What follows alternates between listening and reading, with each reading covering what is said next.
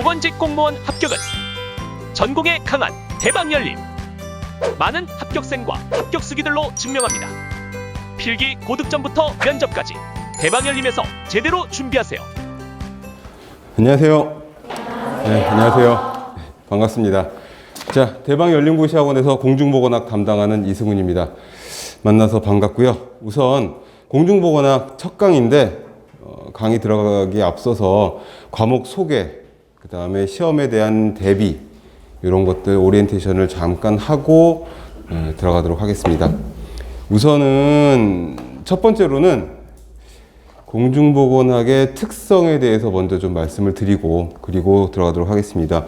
처음 들으시는 분들도 계실 거고 그리고 들으셨던 분들도 계시겠지만 아무튼 다시 한번 반복해서 중요한 부분들을 좀 이렇게 우리가 어디다가 주안점을 두고 공부를 해야 될지를 보자는 의미로 반복을 하도록 하겠습니다. 첫 번째는 공중보건학의 과목의 특성인데요. 공중보건학은 다른 과목도 유사한 과목들이 있겠지만 계속 변화하는 과목이어서 화학이나 생물이나 미생물 같은 것들은 그렇게 시대의 흐름에 따라서 바뀌거나 시시각각으로 이렇게 돌변하거나 이러질 않는데 이놈의 공중보건학은 자꾸 바뀌어요. 이거는 살아서 움직이는 과목이라고 할 수도 있을 정도로 변화가 되게 많습니다. 이게 처음에는 되게 거추장스럽고 이걸 어떻게 계속 챙기면서 공부를 해야 돼 하면서 힘들었는데 이게 정말 또 공부를 하다 보니까 나름 이게 또 재밌고 이걸 챙기는 또 그래서 그게 시험에 출제가 되었을 적에 이거 봐! 이게 나왔어. 하는 그런 어떤 그 약간 좀 변태스럽지만 희열 같은 것도 좀 느끼고 뭐 그렇습니다. 그게 뭐냐 하면 메르스가 있었죠. 이런 것들이 공중보건학적으로 보건과 건강과 환경과 이런 것들과 관련 있는 이슈가 터지면 이게 시험에 바로 반영이 됩니다. 최근에는 미세 플라스틱 있죠.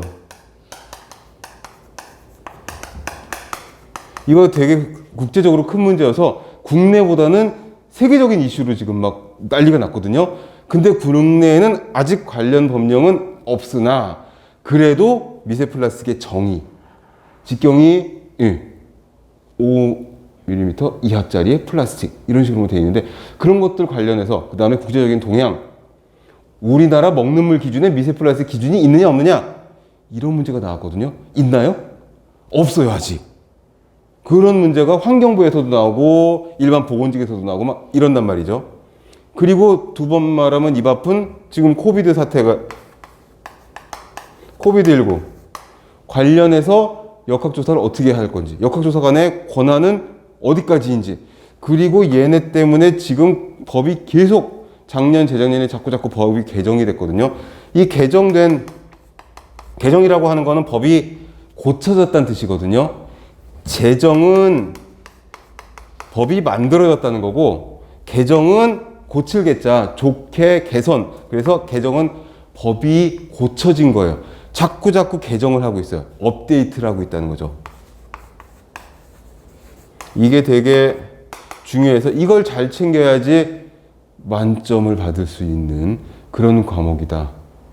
아시겠지만 이놈의 공중보건학은 자꾸 이놈해서 그런데 공중보건학은 어느 정도만 하면 80점, 85점까지는 되거든요. 근데 나머지 것들, 요런 문제들이 이제 지역적이거나 아니면 업데이트된 내용이라든지 법령이 개정된 내용이라든지 또는 얘네들 때문에 정책이 바뀐다든지 정책의 변화 이런 것들이 출제가 돼요. 이것만 있었나요? 지금 얘 때문에 살짝 가려지긴 했어도 햄버거병 장출혈성 대장균 감염증이죠. 뭐죠? 이콜라이 5157 H7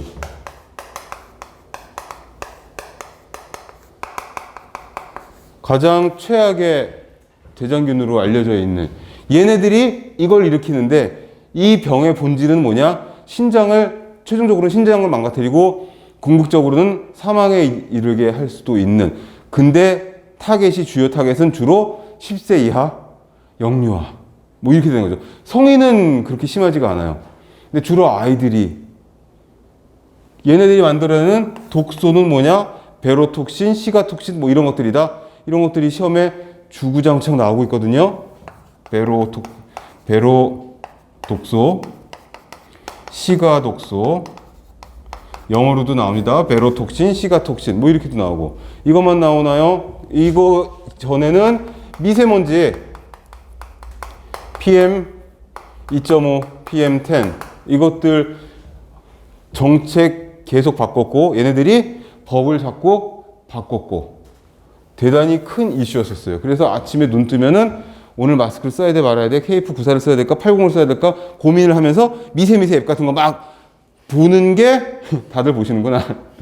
저는 하나 더 봐요. 그거랑 원기 날씨랑 이과 애들은 원기가 좀 더 보기 편하더라고요. 아무튼 이 생활에서 바로 일로 바뀌어 버린 거죠. 이제는 뭐 마스크는 이제 뭐 생활의 일부분이 됐는데 그 이전에 또 AI가 있었어요. 이것도 시험에 많이 나왔었단 말이죠. 조류 독감 아니죠. 이제 조류 인플루엔자 에이비안 인플루엔자 약자인데 조류라고 안 부르죠. 이제 동물 인플루엔자 인체 감염증 이렇게 불러요. 왜 이름이 바뀌었을까요? 명칭이 자꾸 바뀌고 있어요. 시대에 따라서. 명칭은 왜 바뀌어? 에이비안 바이러스니까 조류만 걸리는 인플루엔자라고 생각을 했는데 이게 조류에서 다른 동물에서 사람으로 또는 사람 대 사람으로 아주 이게 다 바이러스성이거든요. 바이러스. 얘도 바이러스, 얘도 바이러스, 얘도 바이러스, 얘도 바이러스.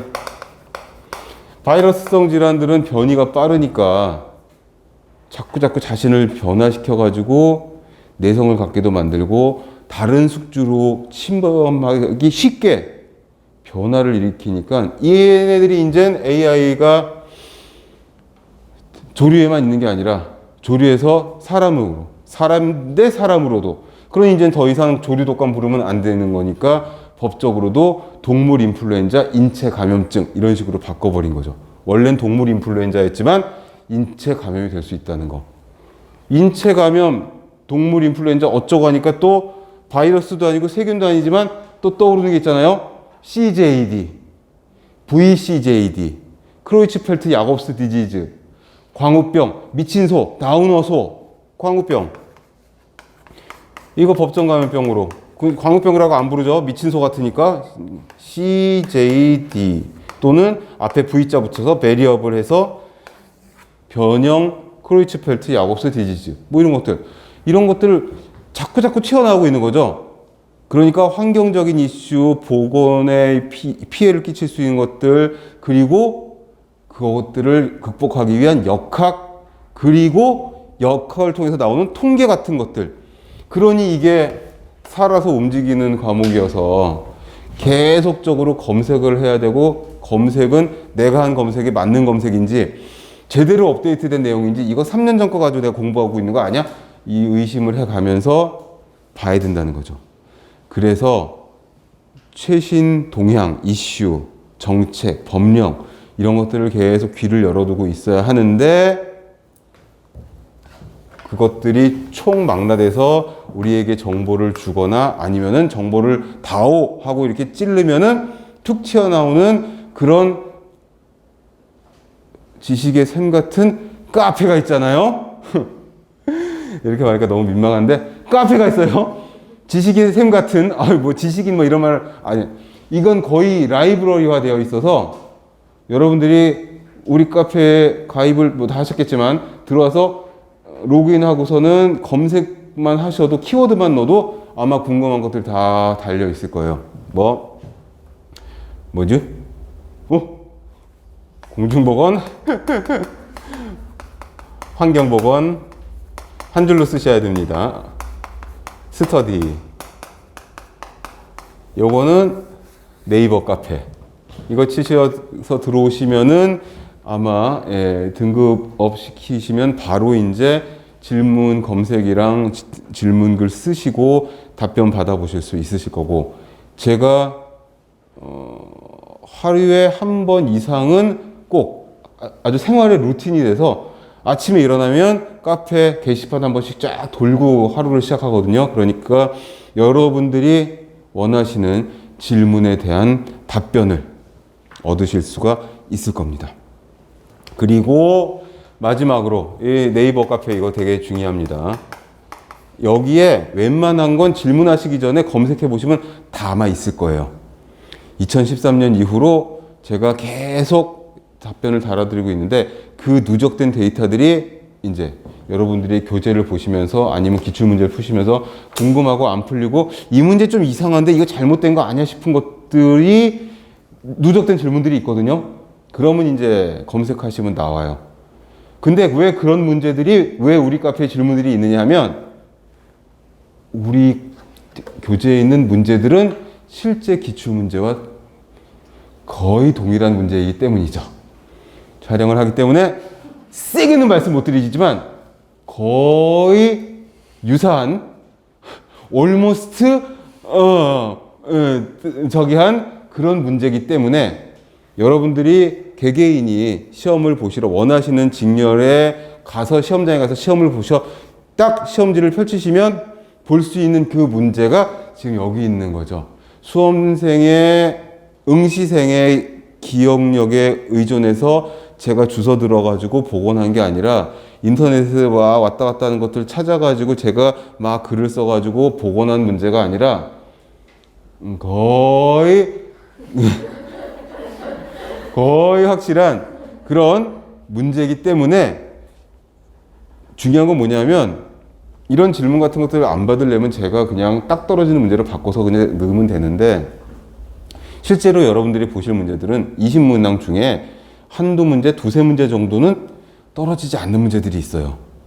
무슨 소리냐면 답이 두 개 같은데 공중보건학의 챕터는 되게 넓어서 범위가 되게 넓어서 이 부분은 내가 전공한 부분인데 이거 내가 잘하는데 이거 답이 없는 이런 문제가 있어요. 그럼 거기서 싸우시면 안 되잖아요. 시험지랑 싸우면 자기 손해지 뭐. 우리는 얼른 옳은 답을 골라가지고 OMR 카드 마킹하고 나와야 되는 거니까 국어의 독해 능력을 강조합니다. 이거 실제로 잘 안 돼요. 이거 실제로 잘 안 돼요. 이거 실제로 잘 안 돼요. 렉 걸린 게 아니라 잘 안 돼요. 특히 나의 인생이 한두 문제에 걸려가지고 이거 마킹하다가 삑살이 나거나 마킹하다가 잘못 칠해가지고 하면은 어떻게 하는 그런 두려움과 어떤 그런 이 멘탈이 막 흔들리고 있는데 이게 잘 안 돼요. 시험지 근데 첫 장이 그렇게 돼 있어요. 시험장에 들어가시면 아마 8시 이전에 들어가실 건데 8시쯤 들어가실 거고 8시 반 사이에 들어가실 텐데 9시 20분부터는 핸드폰 다 꺼가지고 제출해야 되고 그러면 이제 그때부터 막 시간과 정신의 어떤 그런 공간이 생겨버려요. 이제 핸드폰 놓고 책도 다 앞에 반납하고 막 이래버리니까 그럼 이제 멍하니 앉아서 이 마이크에서 막 들리는데 주의사항이 막 나와요. 위협적인 말투가 막 나온단 말이죠. 이제 존댓말로 포장한. 그리고선 시험지를 쭉 나눠줘요. 그러면 이제 이름 쓰고 위 본인은 틀림없어 이거 써주고 필적 감정을 위해서 써야 된단 말이에요. 그러고 나서 시험지를 넘기면 안 돼요. 그럼 시험지를 이렇게 겉장을 보고 있는 거죠. 겉장이 그렇게 써 있어요. 문항은 문항의 취지에 가장 적합한 최선의 답을 골라서 하나만 선택하라고. 이게 뭐냐 하면 주최 측과 출제자들의 디펜스예요. 자기의 방어막이란 말이야. 왜 문제가 이상할 수도 있지. 답이 두 개일 수도 있단 말이에요. 그리고 응시생 중에 어떤 사람은 정말 무슨 챕터지? 역학 쪽. 역학을 전공한 사람이어서 이건 정답이 없다고 이의 제기를 할 수도 있단 말이죠. 그런데 겉장에 그런 말을 써놨잖아. 단서 조항을 문항의 취지에 가장 적합한 하나의 최선의 이게 중요해요. 최선의 답 하나만 고르시오. 두 개일 수도 있고 세 개일 수도 있고 아무도 몰라. 그치만 내가 물어보는 질문의 취지에 가장 적합한 또는 가장 가까운 그런 거 하나만 고르라는 거야. 그러니까 그쵸? 새카만 애를 골라야 되는데 거무튀튀한 애들도 있고 뭐 이렇단 말이죠. 그러면 객관적으로 봐서는 얘도 거무튀튀하고 얘도 까만데 더 까만 놈을 고르라는 거죠. 질문이 그렇게 많이 들어와요. 페스트, 플레이그, 흑사병을 전파하는 건 열대지벼룩이란 말이에요. 열대지벼룩. 열대지벼룩이 선택지에 없어. 그럼 쥐벼룩이라도 찾아야죠. 쥐벼룩도 없어. 벼룩이 있단 말이죠. 보기 중에. 그럼 벼룩 골라야지. 어쩌겠어. 벼룩도 없어. 그럼 벌레 골라야죠. 벌레. 곤충이 옮기니까 그거 벌레도 없어. 뭐 소, 닭, 돼지, 쥐 이렇게 돼 있어. 그럼 쥐를 골라야죠. 구체적으로는 등줄쥐, 들쥐지만 제일 가까운 놈을 골라야지. 뭐 어쩌겠어. 이게 실제로 시험장에서 잘 안 되는 부분이에요. 이게. 그리고 여러분들이 시험장에서도 잘 안 되지만 어떨 때는 문제를 풀다가 교재의 문제를 보다가도 잘 안 되는 수가 있는 게 머릿속에 있는 생각하고 이 문항의 한 글자 한 글자 어떤 거를 콕 집어서 궁금해하는 건지 그거를 잘 캐치하지 못하는 수가 있어요. 이게 단순 암기로 우리 책 한 권 이거 딱딱 외우는 것보다 더 중요할 수도 있어요.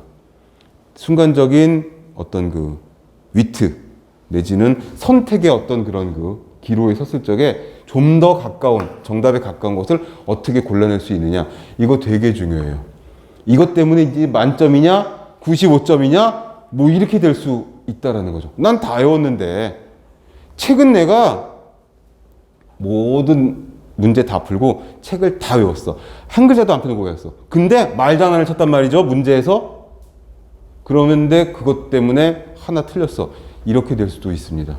이거가 공중보건학에서 뭐 수학이나 다른 전공 과목들은 딱딱 떨어지는 거잖아요. 뭐 이거 아니면 절대 답이 없는 건데 공중보건학은 지금 말씀드린 예처럼 질병을 전파한다든지 전파하는 매개체를 찾으라든지 또는 그런 것도 있어요. 실내 최적 온도 뭐 이런 거. 실제로 2014년 인천 연수중학교에서 제가 봤던 시험 문제 중에 그게 있어요. 실내 최적 온도를 고르라는 문제예요. 이거는 숫자니까 딱 떨어진 숫자만 고르면 되잖아요. 근데 아주 웃기지. 실내는 제가 팔자를 못 써요.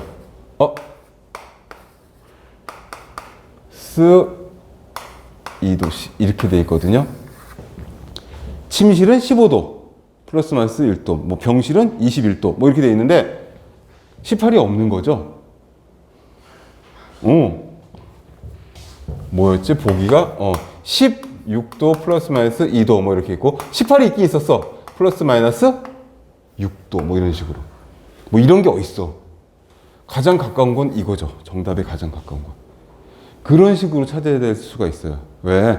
빤하고 깊이가 아주 깊지 않은 그런 부분들을 변별력을 줘야 되기 때문에 어떻게든지 틀리게 함정을 파야 되는 거죠. 그런 문제들이 있어요. 그런 문제들은 우리 교재에서밖에 찾으실 수가 없어요. 만약에 우리 교재에 있는 문제와 똑같은 연도, 똑같은 직렬에 똑같은 문제가 있다면 그거는 제 교재에서 보고 갖다 쓴 거예요. 그렇게 생각하시면 됩니다. 저는 2013년 3월 이후로 현재 이 시점까지 2021년 9월까지 계속 날짜만 안 겹치면 제가 직접 시험을 보러 다니고 있거든요. 수업을 들으시는 분들은 아시겠지만 숫자를 쓰지도 못하고 계산도 못하고 전 항상 계산기가 있어야 되거든요. 근데 재밌는 게 제 친구가 그래요. 공대 나온 친구가 너는 계산기도 틀리냐 이런 식으로 얘기를 하거든요. 제가 학교 다닐 적에 그 친구한테 그 역학이나 이 역학은 질병 역학이 아니라 유체역학, 연역학 그 공학이 있는 역학인데 그 유체역학, 연역학 과목을 공학 과목을 제 시험을 3번 쫓아가서 봤는데도 계속 D가 나와가지고 그 친구한테 과외를 좀 받았는데 그 친구는 저랑 달라서 이렇게 문제만 보여주면 공식을 지가 막 만들더라고요. 이렇게 그래가지고서는 공학계산기로 드드득 해가지고 보여주는데 그게 맞거든요. 그래서 막 배웠는데 그 친구가 가르쳐준 공식대로 이거를 누르는 것도 제가 틀려가지고 두 손 두 발 다 들은 그런 친구가 있는데 이게 왜 하냐면 개개인마다의 어떤 뭐라고 하죠 그거를 특기는 좀 달라서 이런 저도 단기 암기력 이런 게 굉장히 뛰어나기 때문에 시험 시간 60분, 뭐 100분, 뭐 40분 혹은 그동안에 20문항 외워갖고 나오는 거는 제가 제일 잘합니다. 나와서 바로 보고 나면 다 잊어버리지만 문제 보고는 제가 가장 잘하는 거기 때문에 우리 교재에 있는 문제는 실제 시험지에 있었던 문제와 정말 유사한 문제구나 라고 생각하시면 됩니다. 이렇게 말씀을 드리면 제 소개도 얼추 됐고 그 과목에 대한 내용도 설명이 됐고 그리고 이제 새로운 교재 가장 업데이트된 법령과 정책과 이슈들과 기출문제로 무장된 새 책으로 심지어는 항균 뭐 종이로 만들었다고 하는데 작년부터 그러고 있더라고요. 시작을 해보도록 하겠습니다. 이 페이지에 있는 공중보건학의 이해부터 들어가도록 하겠습니다. 그 전에 챕터가 15개 챕터로 나눠져 있는데 챕터를 처음에 들어갈 때마다 출제 비중을 알려드리도록 하겠습니다. 이 챕터 1에서는 무조건 한 문제 정도는 출제가 돼요. 많으면 2문제까지도. 3문제까지 출제된 시험도 있긴 있었으나 뭐 자주는 아니어서 일단 기본적으로 챕터 1 얼마 안 되거든요. 볼륨이. 챕터 1에서 한 문제는 나오는구나. 또는 2문제 되겠구나. 그렇다면 되게 중요한 왜? 볼륨에 비해서 나오는 문항이 많은 거잖아요. 첫 번째로는 우리가 기본적으로 알아야 될 게 뭐냐면 공중보건학을 어떻게 정의할 수 있느냐. 정의라고 하는 건 되게 중요해요. 정의는 definition이라고 하죠. definition. explanation이 아니고 definition입니다. 설명해 놓은 게 아니라 이거는 뭐다라고 딱 정의를 내리는. 정의는 모든 교재에 첫 챕터의 첫 페이지 첫 줄이 다 정의로 나와요. 면역학 책의 첫 페이지 첫 줄은 면역학의 정의는 면역의 정의는 뭐다. 뭐 하다못해 식품 쪽 책이면은 지방 챕터 지방의 정의는 지방은 물에 녹지 않고 뭐 유기에만 녹는 그런 물질이다. 뭐 이런 식으로 정의가 나. 공중보건학은 제일 먼저 봐야 될 게 공중보건학의 정의겠죠. 여기서부터 다시 시작하는 거니까. 공중은 퍼블릭이고 거기에 건강을 보는 거다. 그래서 어떻게 유명하신 예일대학의 윈슬로우 교수께서 지역사회의 조직화를 빼놓으면 안 돼. 조직화된 지역사회의 공동노력. 개인적인 노력 아니고 공동노력. 이거 한 글자 한 글자가 전부 다 아주 주옥 같은 키워드가 됩니다. 질병을 예방하고 예방이 가장 중요한 공중보건학의 뭐라 그러죠? 핵심 주제. 메인 theme이에요. 뭘 먹고 와가지고 오늘 이렇게 업된 거지? 메인 theme이 예방. 치료가 아니에요. 예방이에요. 개인이 아니고 공동이에요. 커뮤니티예요. 그러니 생명이 연장되겠지. 신체적이고 정신적인 효율. 몸뚱아리만 튼튼하다고 해서 튼튼하고 건강한 게 아닌 거죠? 정신도 건강해야지. 그쵸? 뭐 소시오, 사이코, 뭐 별 패스들이 많은데 다 정신이 건강하지 못한 거잖아요. 몸만 건강한 게 아니다. 정신도. 그래서 효율을 증진시키는 라스트로 이거 기술이고 과학이다. 테크놀로지. 사이언스다. 이거죠. 한 글자도 버릴 것 없이 그대로 봐두셔야 되고 아주 쉬운 문제로 출제가 될 수가 있습니다. 뭐 읽어보니까 두 줄이 채 안 되는데 이해는 다 되는 거고 외우라면 바로 외울 수도 있겠는데 그러니 나오면 쉽겠죠. 쉽고 잘 나오는 부분. 그리고 이제 공중보건학의 정의를 봤으니 건강의 정의도 봐야죠. 건강의 정의는 이쪽 전문가들이 또 WHO라고 하는 월드 헬스 오가니제이션 세계보건기구 국제보건기구에서 정의를 내렸죠. 1948년도에 이때 이 사람들이 만들어진 해니까 만들고 건강의 정의부터 딱 내리자 뭐 단순히 질병이 없고도 허약하지 않은 상태가 아니라 여기도 그렇죠. 신체적으로 정신적으로 그 다음에 하나 더 윈슬로우 교수에 하나 더 붙여서 뭐 사회적으로도 사회라는 건 사람들이 모인 게 사회잖아요. 그래서 직장 사회, 학교 사회, 사회는 하나 이상의 사람들이 아니지 둘 이상의 사람들이 모여서 있는 걸 사회라고 하니까 그런 사람들의 모임에서도 건강하고 안녕하고 이래야 된다. 아주 완전한 상태다. 사회적 안녕은 뭐다? 그래서 용어 해설에 개개인이 사회 구성원 개개인이 기능과 역할을 충실히 그쵸. 집에서는 굉장히 잘하고 있는데 나가서는 뭐 이거 자꾸 비속어가 튀어나오려고 하는데 제가 원래 비속어를 잘 쓴 사람이 아니고요. 수업 때문에 쓰는 겁니다. 아셨죠? 이 오리엔테이션 할 때 얘기 써야 되는데 살짝 지난. 제가 항상 첫 시간에 얘기를 하거든요. 이번 주가 지금 학교도 다 개강이라서 근데 다 비대면이라 뭐 그 첫 시간에 얘기하는 게 비속어 뭐 이런 걸 막 쓸 수가 있는데 이거는 그런 사람이어서가 아니라 교구죠. 교구. 수업 도구로 활용. 기억을 이해를 빠르게 기억을 잘 남게 하기 위해서 쓰는 거니까 제가 혹시 뭐 손동작이나 뭐 몸동작이나 아니면 뭐 말로 언어로 이렇게 좀 뭐 저런 말을 이거는 저 사람 왜 저래 이게 아니라 수업 도구로 사용하는 거구나. 우리들의 어떤 기억의 어떤 각인을 위해서 이렇게 생각을 해주시면은 완전 감사하겠죠.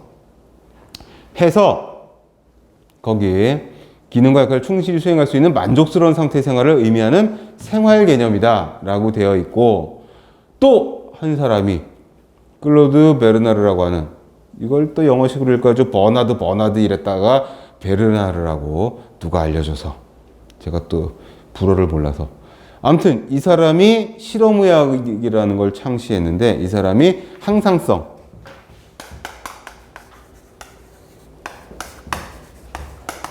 이 항상성은 뭐죠? 똑같이 유지하려고 하는 우리가 혈압을 일정하게 유지한다. 혈당을 체온을 일정하게 유지한다. 또는 눈곱을 깜빡깜빡 해가지고 안구를 적신다는 거 이런 것들도 항상성이거든요.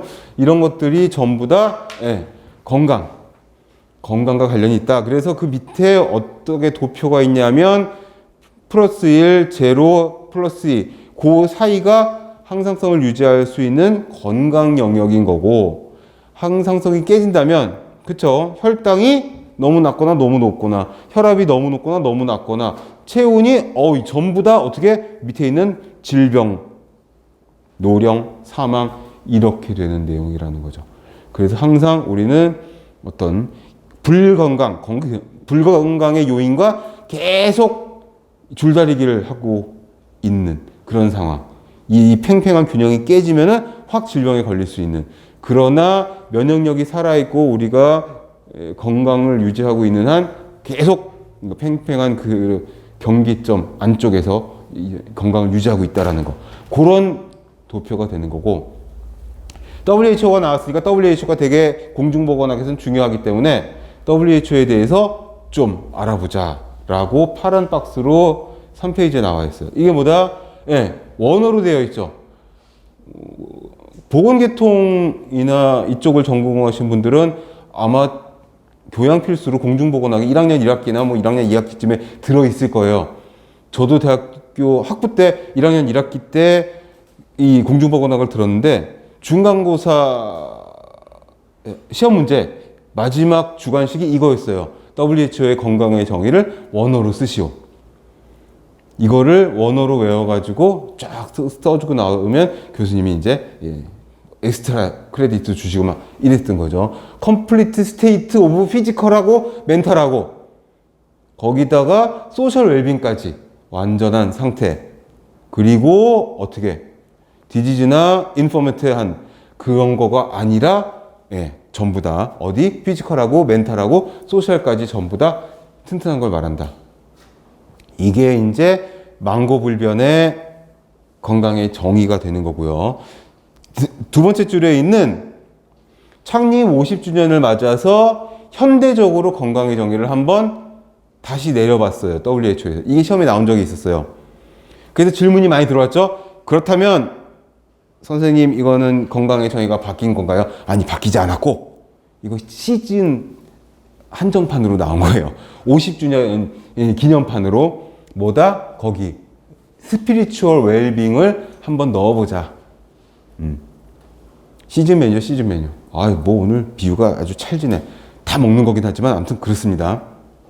그래서 스피리추얼 웰빙을 어떻게 볼 거냐. 원래 정의에 멘탈 헬스도 들어있는데 그래서 의견이 좀 분분했는데 여기 보시면은 종교적 차이에 따른 차별을 금지, 영혼의 건강까지. 요게 좀 맞는 게 아니겠냐. 이런 해석이 있었다라고 되어 있고 해석이 분분하다. 이런 파트는 아무래도 이의제기의 소지가 있으니까 잘 나오지는 않겠지만 50주년을 기념해서 현대적인 정의를 새롭게 내렸다 하는 거 하고 거기에 스피리추얼 헬스가 들어갔다. 이 정도는 변하지 않는 거니까 확실한 거니까 외워두시면 좋겠고 그리고 이제 마지막으로 한 번인가 두 번밖에 나온 적이 없었는데 저 같으면 이걸 막 내고 싶을 것 같거든요. 그래서 교재에 계속 밀어붙이고 있는 게 이제 WHO가 정한 세계 보건의 날 월드 헬스데이가 자기네 창립일이거든요. 그래서 매년 4월 7일인가 그래요. 그죠? 그때마다 올해의 주안점을 둬서 무게를 딱 실어가지고 사업을 진행을 해야 될 그런 슬로건을 발표를 해요. 그래서 맨 밑에 보시면 2013년부터 쭉 해가지고 올해 거까지 있죠. 올해 거가 나왔어요. 작년은 Support Nurses and Midwives 이렇게 되어 있는데 Midwives는 조산사란 뜻이고요. 그래서 간호사와 조산사 지원 이렇게 직역을 하면 됩니다. 간호사와 조산사 지원. 왜 그러냐면은 코비드19로 가장 힘들고 고생을 하고 코비드19 때문에 전 세계적으로 가장 그 대응의 선두에 서 있는 사람들이 요 사람들이라는 거예요. 그래서 WHO에서 작년엔 이거였고 올해는 더 공정하고 건강한 세상 만들기 해서 뭐라고? Building a fairer, healthier world 이렇게 되어 있는데 요거를 살짝 의역을 하면 도대체 무슨 의미냐? 물론 직역하면 당연한 얘기지만 공정하고 건강한 세상인데 너무 막연하지 않느냐? 전 세계 의료시설에 대한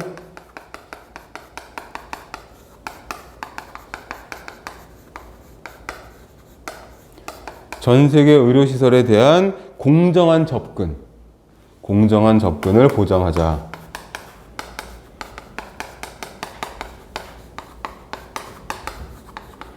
무슨 뜻이겠어요? 코비드19 때문에 전 세계가 아프고 힘들고 더더군다나 조금 사회경제적으로 좀 처지는 나라는 더 힘드니까 어떻게 Fairer, Healthier World는 결국엔 이 내용이 포함되어 있는 거다 라는 해석을 제가 내린 게 아니고 이쪽을 정통하신 학회에서 이렇게 이야기를 했어요. 그래서 요 속뜻까지 헬스웨어 페어러 월드는 뭘 말하는 거냐? 빌딩어 헬스웨어 페어러 월드는 결국 요걸 보장하자는 그런 의미를 담고 있다. 그죠? 우리 늘 하는 말로 행간의 숨은 뜻을 파악을 해가지고 답을 골라야 되니까. 자, 그 다음에는 뭐 이제 헬스폴이 2019, 2018 같이 있었고요. 국민 건강보장 뭐 함께 건강하자. 헬스포 에브리원, 에브리에어 이거고 2017년은 우울증 이야기합시다. 2016년은 당뇨를 물리치자, 빛 다이어비티스, 그 다음에 푸드 세이프는 식품위생, 벡터본 디지즈는 감염병을 예방합시다. 컨트롤 유어 블러드 프레셔, 혈압을 조절합시다. 2012년은 없죠. 에이징 앤 헬스였어요. 에이징 앤 헬스.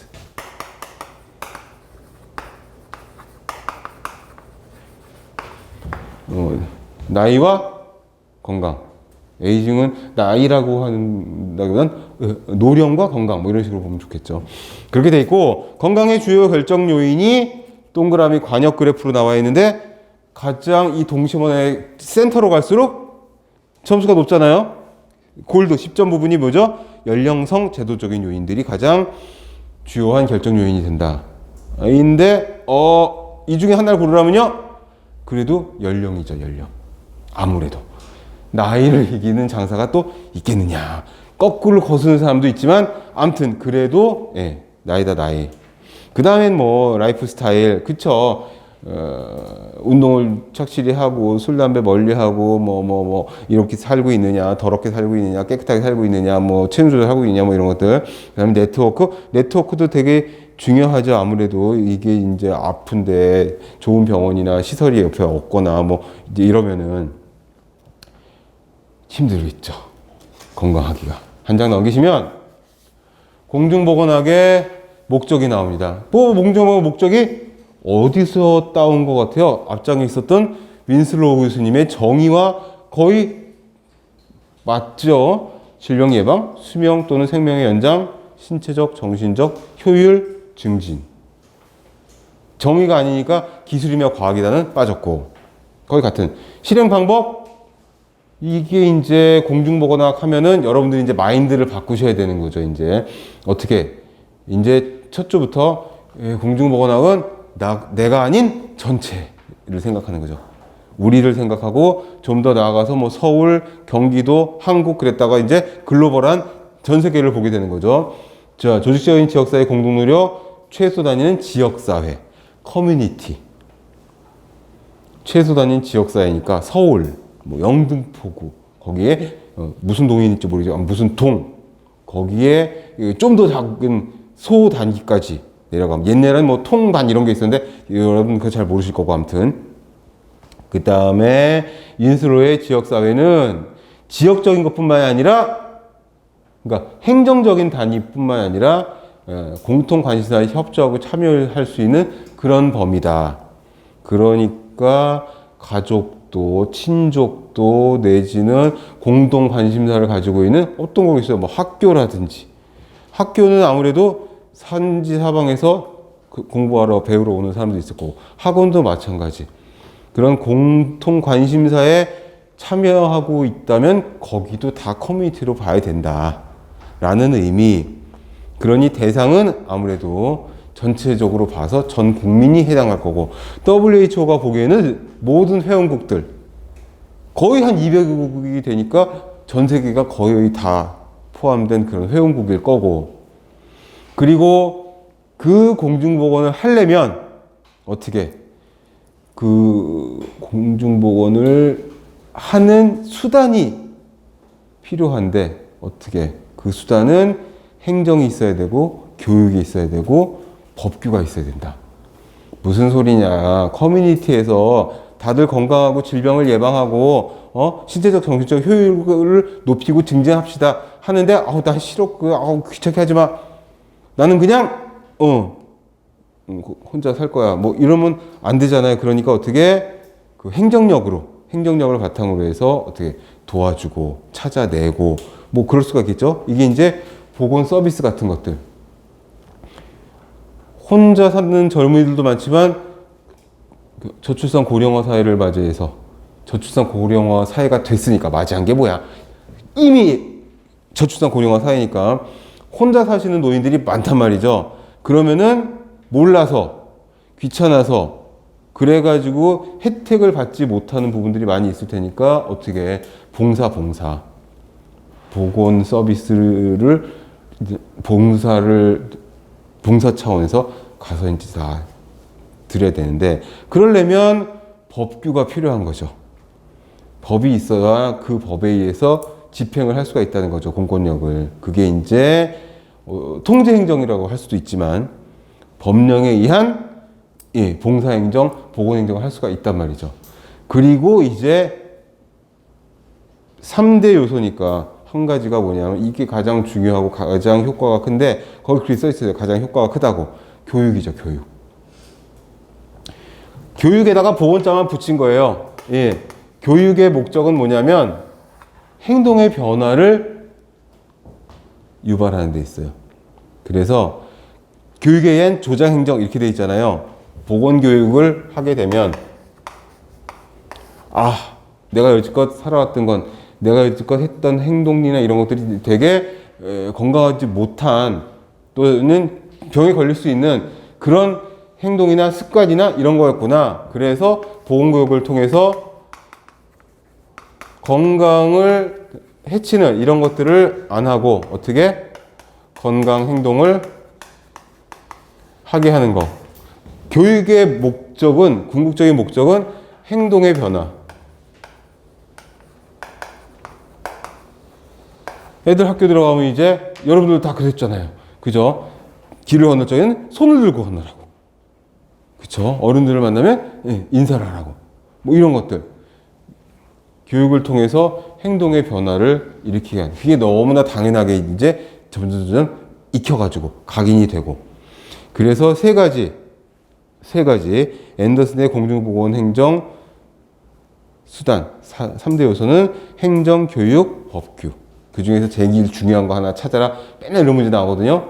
그 다음에 보기가 3개니까 하나 더 집어넣어가지고 사진서다 만들기 딱 좋잖아요. 그러니까 3가지 내용까지 꼼꼼히 외워두시고, 다음 중 앤더슨의 공중보건 행정수단 3요소가 아닌 것은, 가장 거리가 먼 것은, 그런 식으로 문제를 낼 거예요. 그래가지고 뭐 보건교육, 보건행정 이렇게 안 하고 뭐 봉사, 뭐 조장 이런 유사 용어를 써서 문제를 낼 수도 있어요. 그러니까 내용을 익혀두셔야 하겠죠. 그리고 이제 또 있어요.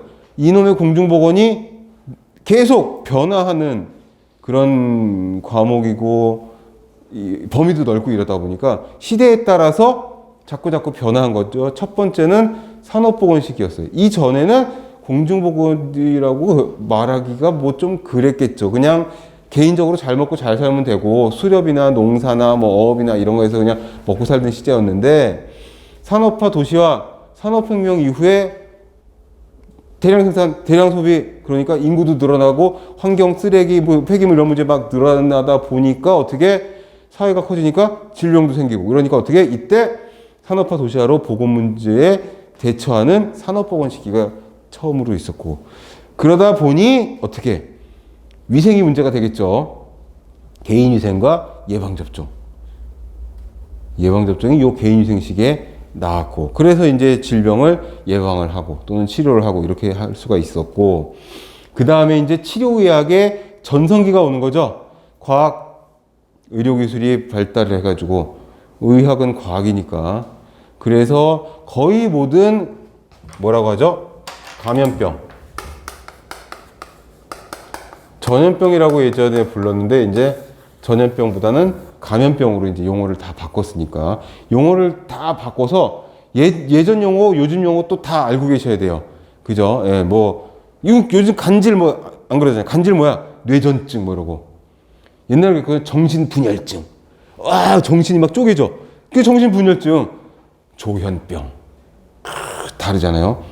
저희 때는 그 뭐라 그랬냐면 전응아래 전응아. 그랬다가 전응아를 너 전응아 그러니까 좀 그렇잖아요. 용어를 좀 순화시켰어요. 정신박야가. 그걸 줄여서 정박아 그랬어요. 그래서 한 반에 한 명씩은 있는 그런 정박아의 별명을 갖고 있는 친구들도 있었고, 제 친구도 하나 있는데 제가 붙였는데, 그랬다가 요즘 뭐라 그러죠? 정신지체? 지능, 네, 써놨다가 요즘 뭐라 그러냐면 정신박약 그랬다가 지능장애, 정신지체 그랬다가 지금 지적장애라고 한답니다. 많아요. 옛날에 금치산자, 한정치산자 이렇게 불렀거든요. 요즘은 피성년후견인, 피한정후견인 이런 말로 갖고, 유전자 조작, 변형, 재조합 뭐 이러다가 다시 유전자 변형식품 뭐 이런 식으로 많습니다. 그런 것들이. 그러니까 용어를, 아까 여기 있었던 한글 독해 이거 잘 하시려면 용어를 많이 하셔야 돼요.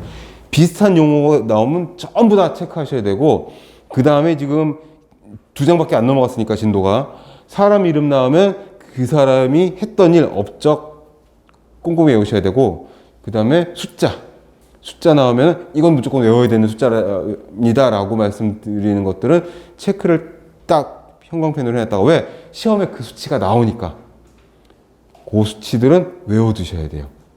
주로 이제 법령 같은 데 나오는 수치들인데 환경 쪽의 수치들이 자꾸 바뀌어요. 그러니까 어떻게 출제자들은 새롭게 바뀐 그 환경 규제 또는 기준 수치를 응시자들이 알고 있는지가 궁금하겠죠.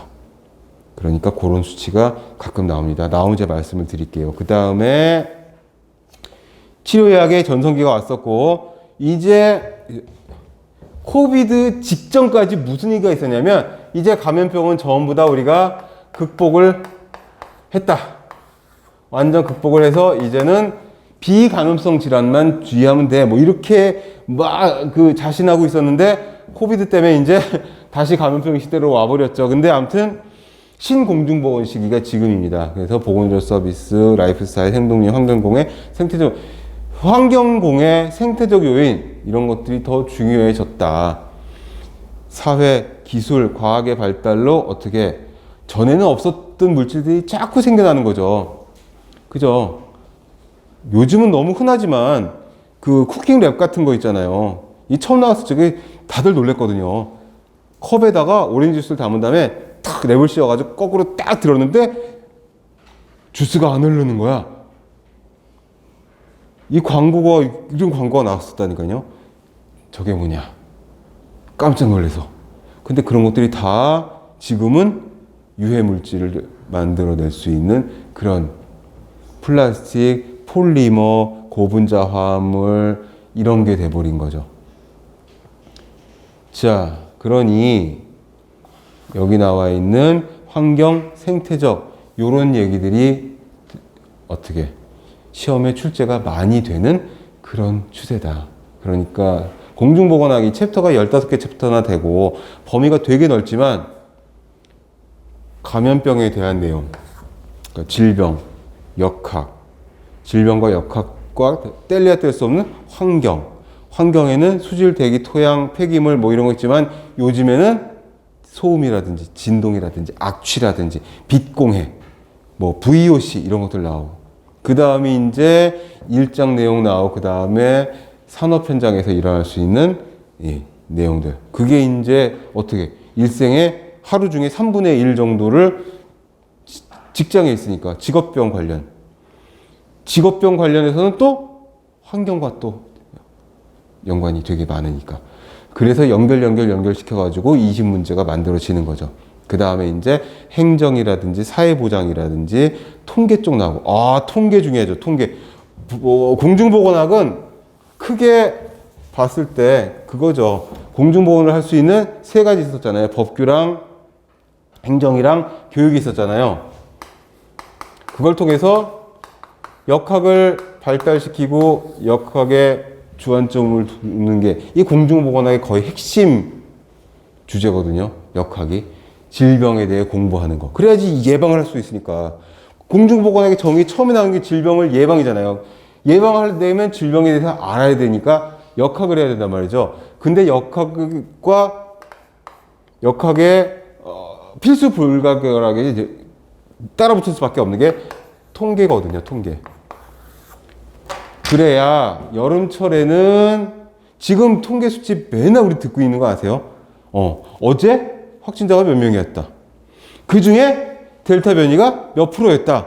처음에 10%로 시작했어요. 지금은 거의 100%가 다 델타 변이라면서요. 오늘 오면서 학원에 오면서 제가 어제 뉴스를 들었거든요. 그러니 통계를 무시할 수가 없는 게 통계치를 알아야 어떤 법령을 만들고 어떤 행정력을 발휘해가지고 그리고 어떤 교육을 실행할지. 요즘 무슨 술담배 줄이고 운동하세요. 무슨 자기 식후에 꼭 이를 닦으세요. 이는 이렇게 333으로 닦으세요. 이러니까 안 하잖아요, 지금. 지금은 손 소독이나 이런 게 훨씬 더 지금 중요한, 마스크가 훨씬 더 중요하니까. 그런 것들이 나오는 게 통계 수치를, 숫자를 기반으로 해서 어떤 공부와 중요도와 이런 것들이 나오니까 그런 수치들을 잘 보시면은 이쪽이 되게 중요한 모양이구나 라는 감을 좀 잡으실 수도 있을 거고, 그리고 나서 이제 공중보건학은 어떤 학문이냐? 의학과 관련이 있는데 전통의학과 비교를 해보면은 완전 상반된 부분들이 좀 있어요. 계통 같은 의학 계통인데 전통의학은 치료 쪽이라면 얘네들은 예방 쪽이고, 그래서 다른 말로 예방의학 이렇게 부르기도 하고, 그 다음에 책임 소재도 전통의학은 전통에 전통자가 들어가니까 막 한의학 이런 거 생각하지 마시고 그냥 일반적으로 우리가 아는 의학을 생각하시면 됩니다. 아, 그 얘기를 해야 되는구나. 전통의학이라고 해서 한의학이 아닙니다. 전통의학은 공중보건학과 비교되는 의학을 말하는 거니까 우리가 아는 그치 순수의학, 한의학도 포함해서 일반 병원에서 볼 수 있는 것들, 그런 것들이 치료와 개인 질병치료 이런 거잖아요. 아, 여기서 전통자를 그렇게 이해를 하셔야 됩니다. 그거에 비해서 공중보건학은 전체적인 거고 예방적인 거고 이런 거다. 언헬시를 타파하자가 되는 겁니다. 까지 하고 5페이지 예방의학과 공중보건학의 비교를 잠시 쉬었다가 들어와서 이어가도록 하겠습니다.